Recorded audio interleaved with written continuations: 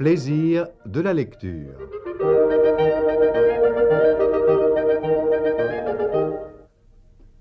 Monsieur Alain Bosquet a choisi de vous présenter des poèmes d'Étienne Jodelle qui seront dits par René Clermont. Maudirais-je, cher comte, ou les dieux envers moi, nonchalants ou jaloux, ou du sort la constance, qui ne fut onc constant, fort qu'en l'âpre nuisance, que sans relâche il fait tant à moi comme à toi. Des célestes flambeaux maudirais-je la loi, si quelque loi sur nous peut avoir l'influence des corps non animés. Maudirais-je qu'en France ils m'ont fait naître et voir, jouis cela que j'y vois. Maudirais-je la cour où les grands qui ne pensent à moi tant que trop plus que moi-même ils s'offensent. Ah non, je maudirai seulement la vertu. Seul j'exècre aujourd'hui ce qu'en moi plus j'admire. Car, pourquoi, si j'étais sans cela, penses-tu qu'en France, en un tel temps, j'eusse rien que maudire? De qui est ce sonnet plein de fierté, d'orgueil et d'une espèce de son métallique qui traduit un homme d'action et disons même un partisan? Il est d'Étienne Jodelle. Nous savons bien sûr depuis les bancs de l'école qu'Étienne Jodelle fait partie de la Pléiade. Nous savons que dans l'histoire du théâtre français, il tient une place particulière puisque c'est lui qui a ressuscité la tragédie classique avec une œuvre que l'on ne lit plus guère pour son plaisir, mais dont on connaît l'importance historique précisément, c'est la Cléopâtre captive. Mais comme tant d'autres poètes, comme tant d'autres écrivains, il est précisément celui d'un certain pas en avant, donc d'un progrès, donc aussi d'une valeur qui passe rapidement, à première vue en tout cas. Le sort d'Étienne Jodelle, c'est le sort de plusieurs poètes du XVIe siècle, par exemple de Racan, par exemple de Ménard, et il faut saluer la réédition de ses œuvres complètes, le premier tome en tout cas qui vient de paraître et qui contient ses poésies complètes, les poésies de Étienne Jodelle, republiées par Gallimard. Qui est cet homme? Il faut bien le dire, comme la plupart des grands du XVIe siècle, c'est un homme dont on ne peut pas très bien saisir l'âme profonde. Il est redoutable, il est orgueilleux, c'est un courtisan, c'est probablement un homme d'une honnêteté à plusieurs facettes. Étienne Jodelle, sieur de Limodin, est né à Paris en 1532 et il est intéressant de voir qu'il est le seul Parisien de la Pléiade et que par conséquent son rythme ne sera pas celui de Joaquin du Bellay, ne sera pas surtout celui de Ronsard. Il n'a pas le côté lyrique, le côté onctueux, ni de Ronsard, ni de du Bellay. Nous savons que, fils d'assez riches bourgeois, mais endettés, il passe son enfance dans ce qu'on peut appeler le fief de Gérard de Nerval, le futur fief de Nerval, c'est-à-dire la rue de la Ferronnerie, la rue des Lombards et ce coin de la tour Saint-Jacques qui, à l'époque, n'est pas encore évidemment sous sa forme actuelle. Dès 1549, il écrit des poèmes, il imite les anciens et on dit même qu'il devance Ronsard et du Bellay en écrivant des sonnets et des odes. Il se lie bientôt aux autres poètes de la Pléiade qui l'encouragent et qui bientôt, dans cette entreprise de conquête littéraire qu'est la Pléiade, lui assigne un rôle spécial.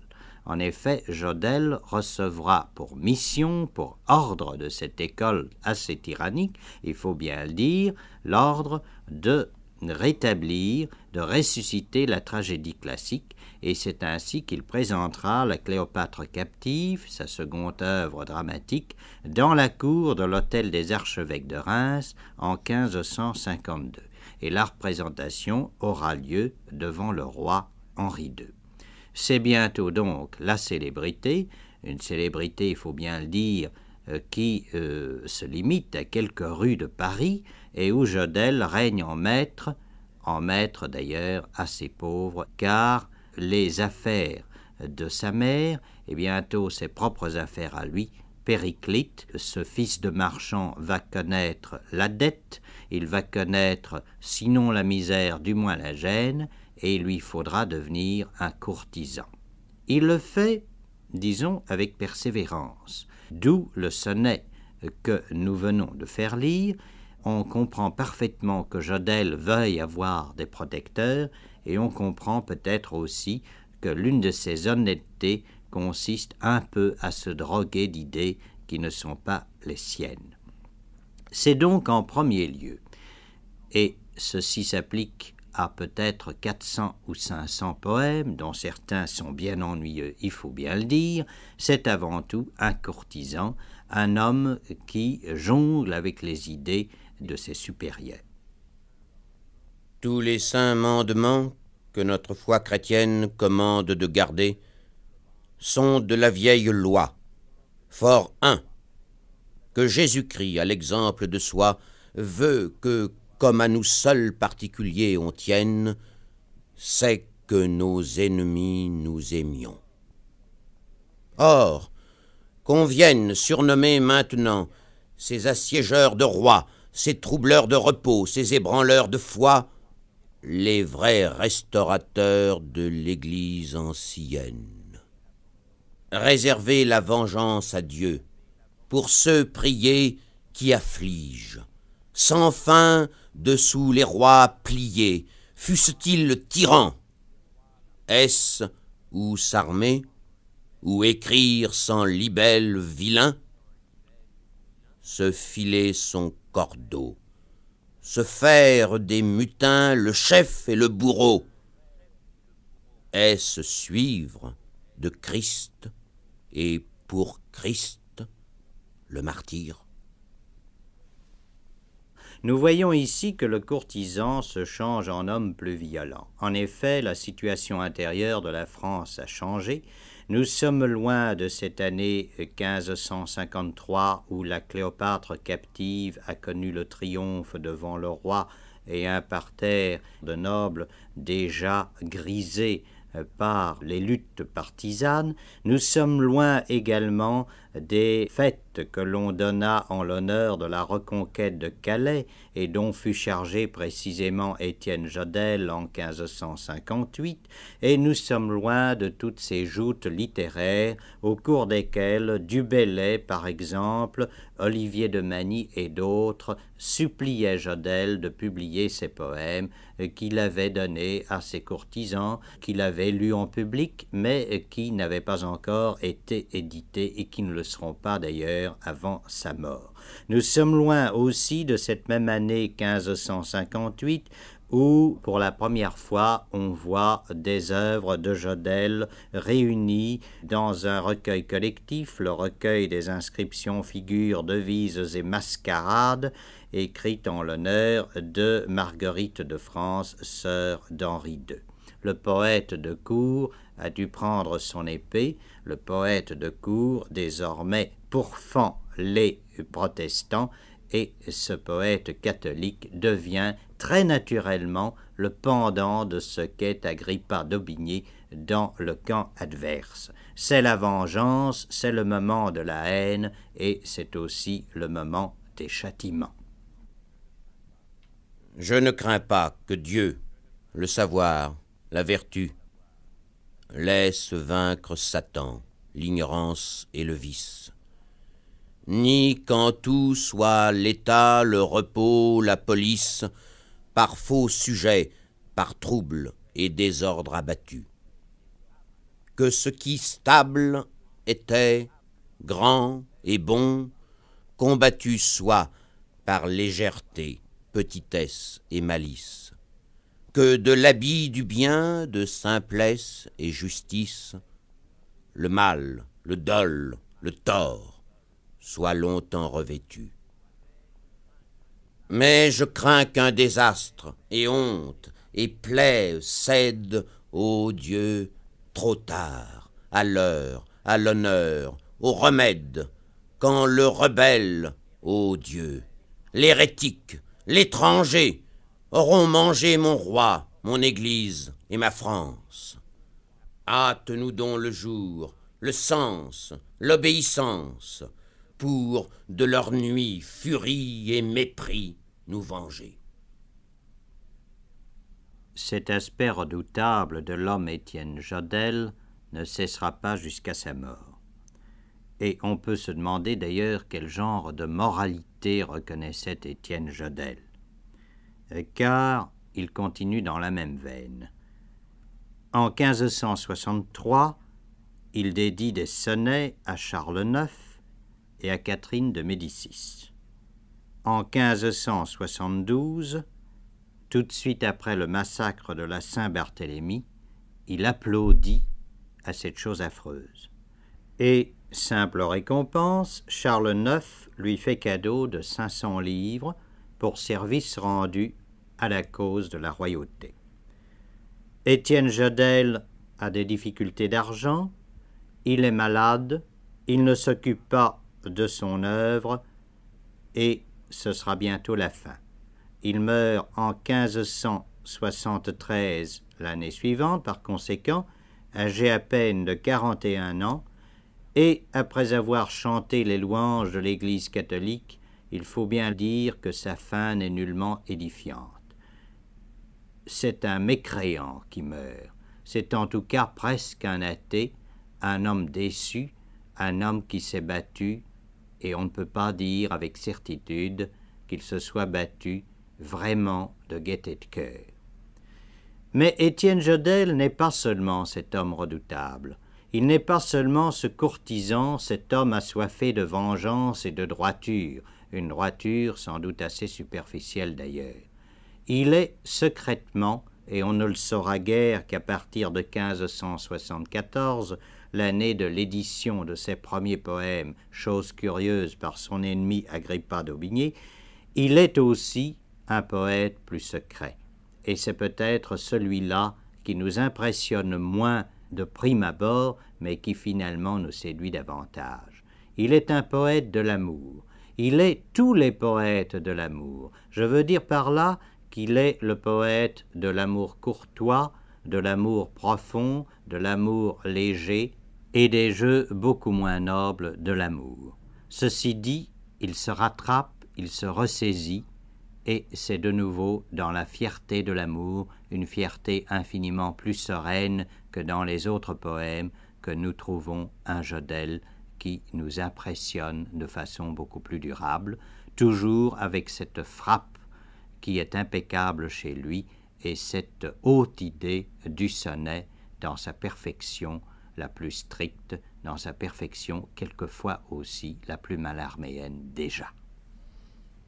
Lors que je juge en tout ta déesse être telle que sa beauté rassemble en soi les raretés qu'à part on attribue à plusieurs déités, et qu'autant que son corps, son esprit même excelle, lors qu'à tant de beauté je viens conférer celle dont nature en ton corps a les traits imités d'Apollon, et César dans ton âme excitée, pour cette autre beauté rendre encore plus belle. Je dis que si ta dame est cruelle envers toi, qu'enfin ton corps si beau perd le plus beau de soi, sont les vers qui sans fin les beautés embellissent. Je dis que l'esprit perd le lot du jugement, qui aux vaines grandeurs postpose aveuglément les beautés et beaux dons qui les grandeurs grandissent.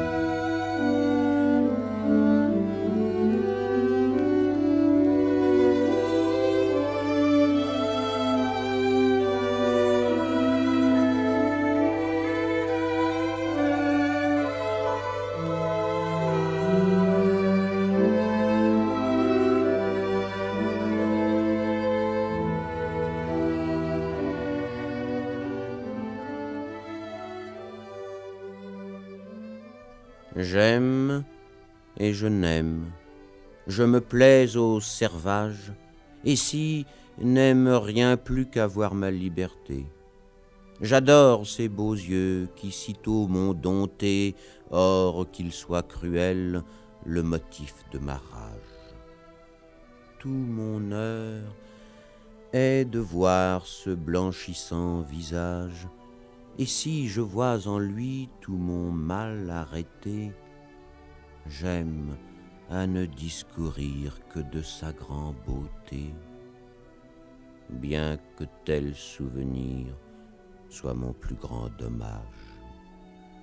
Je voudrais être glace, et si je n'aime rien si fort que ce flambeau, mon seul heurt et mon bien, quoiqu'en lui tous mes maux aient eu leur naissance.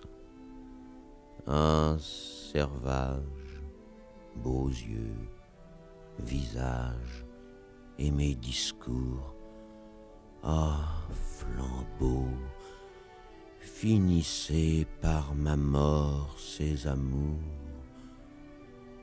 ou faites d'un clin d'œil adoucir ma souffrance.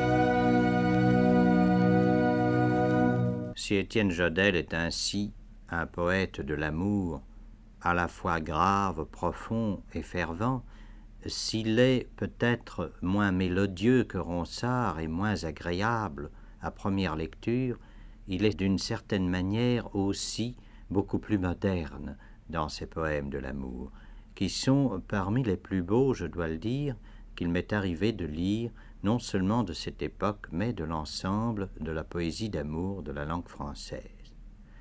Mais, dira-t-on, j'ai prononcé tout à l'heure l'adjectif malarméen. C'est qu'il y a en Étienne Jodelle, mettons dans un poème sur 20, quelque chose d'infiniment plus moderne, et qu'il n'est d'ailleurs pas très facile de découvrir, ni non plus de définir. Étienne Jodelle, comme on l'a vu dans tel ou tel vers, de temps en temps emploie un retournement, une antithèse.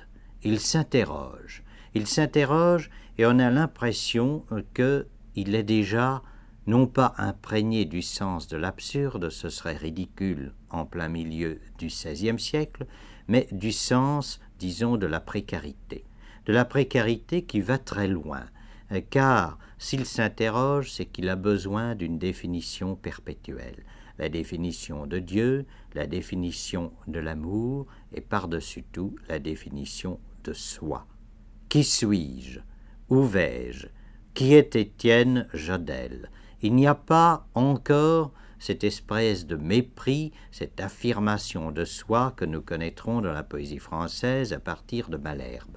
Il n'y a pas non plus ce recours au baroque qui faisait que certains des contemporains de Jodelle pouvaient, dans une sorte d'immense coulée, noyer le problème important de la définition de soi. On dirait au contraire que Jodelle prend son poème, le recommence, le refait, et qu'il a, un petit peu comme Mallarmé et beaucoup comme Corbière, le besoin de s'affirmer, de se définir selon 2 ou 3 modes différents. C'est une suite d'interrogations, c'est surtout une quête de l'identité à quoi nous assistons dans ce que je pourrais appeler l'Étienne Jodelle d'aujourd'hui. Si le ciel et motif de sinistre influence, si les dieux sont auteurs d'un mécontentement, de fureur, de dédain, d'horreur et de tourment, doivent-ils sur mon cœur éprouver leur puissance? Dois-je être le sujet d'amour et de constance, n'ayant pour tout espoir de mon avancement que larmes, que soupirs, et qu'un éloignement du lieu où je mérite une autre récompense? Mon espoir se repaît d'ennui et de dédain, mon peu d'heures de désastre et du choc inhumain d'une rare beauté que je sens adversaire. Las, que dois-je espérer, si pour tout mon espoir je n'ai rien que malheur, et si le ciel contraire fait contre moi les dieux et la rage émouvoir. Et voici le sonnet que l'on peut raisonnablement considérer comme le chef-d'œuvre moderne d'Étienne Jodelle. Il y parle précisément de ces contradictions qui font tout son être. Il dit « je me trouve et je me perds ». Il dit qu'il revit dans sa propre mort. Il dit « je vois sans penser voir ». Il parle du silence parlant. Il dit « je suis fier en ma honte ». Il se reconnaît demi-brute, donc demi-sauvage, et demi-dieu à la fois. Il sait que le moi n'est pas le moi, et le dit dans cette belle formule « moi, las, qui ne suis moi ». Et enfin, il parle de cet ensemble de flammes et de glace qui font de lui non pas un être indifférent, mais un être qu'il sait, à la fois déchiré, cherchant, mais cherchant quoi? S'agit-il de Dieu? S'agit-il de cette France qu'il a tant chantée? S'agit-il du roi? S'agit-il de lui-même? Nous ne le saurons jamais. Il est tout à coup là dans ce sonnet magnifique et d'une densité rare, en plein mystère, en plein inconnu, mais aussi capable, et cela est évidemment important pour nous de le dire dans la langue la plus stricte, la plus impeccable, et toujours la plus fière, avec cet orgueil qui n'a cessé d'être sa marque particulière. Je me trouve et me perds. Je m'assure et m'effroie. En ma mort, je revis, je vois sans penser voir, car tu as d'éclairer et d'obscurcir pouvoir. Mais tout orage noir de rouge éclair flamboie. Mon front qui cache et montre avec tristesse, joie, le silence parlant, l'ignorance au savoir, témoigne mon hautain et mon humble devoir. Tel est tout cœur qu'espoir et désespoir guerroient. Fier en ma honte et plein de frissons chaleureux, blâmant, louant, fuyant, cherchant l'art amoureux, demi-brute, demi-dieu, je suis devant ta face, quand d'un œil favorable et rigoureux, je crois, au retour, tu me vois, moi, las, qui ne suis moi. Ô clairvoyant, aveugle, ô amour, flamme et glace.